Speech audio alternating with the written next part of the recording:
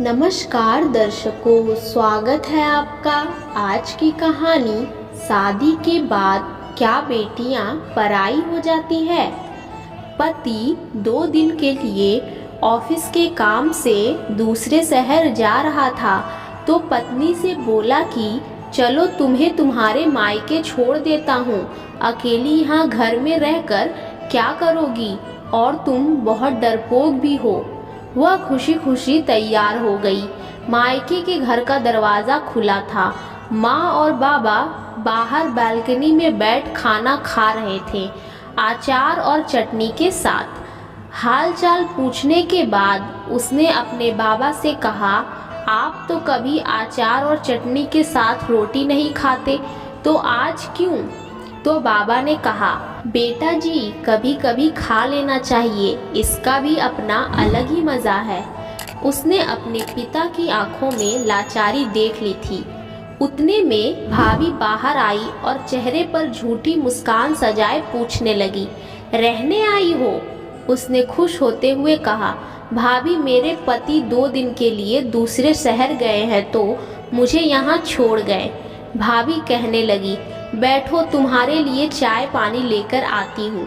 वह भी अपने माता पिता के खाए हुए बर्तन समेटने लगी और कहने लगी कि मैं भी भाभी की मदद कर देती हूँ और साथ ही भैया से भी मिल लूँगी। यह कहते हुए वह अंदर चली गई। बर्तन किचन में रखकर वह भाई के कमरे की ओर चल पड़ी तो उसे भाई और भाभी के बातों की आवाज़ सुनाई दी। भाभी भैया से कह रही थी, तुम्हारी बहन ब्याह कर तो गई है लेकिन अम्मा बाबा की चौखट ना छोड़ी अभी तक। जिसका भी दिल करता है मुंह उठाकर बच्चों समेत चली आती है।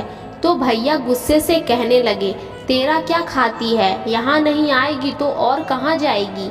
तो भाभी ने भी दंदनाते हुए कहा, बस अब मुझसे नहीं होती तुम्हारे खानदान वालों की सेवा। तुम्हारे माँ बाप को संभालती हूँ, उन्हें खाना देती हूँ, यही एहसान समझो। भैया और भाभी की बातें सुनकर वह सन्न रह गई। उसकी आवाज़ तो उसके मुंह में ही दब के रह गई और वह उल्टे पांव वापस लौटने लगी। थोड़ी देर बाद फोन पर झूठ मूठ का बात करते हुए बाहर निकली। अच्छा माँ जी, आप लोग आए हैं गांव से, पहले ही बता देते तो मैं मायके नहीं आती।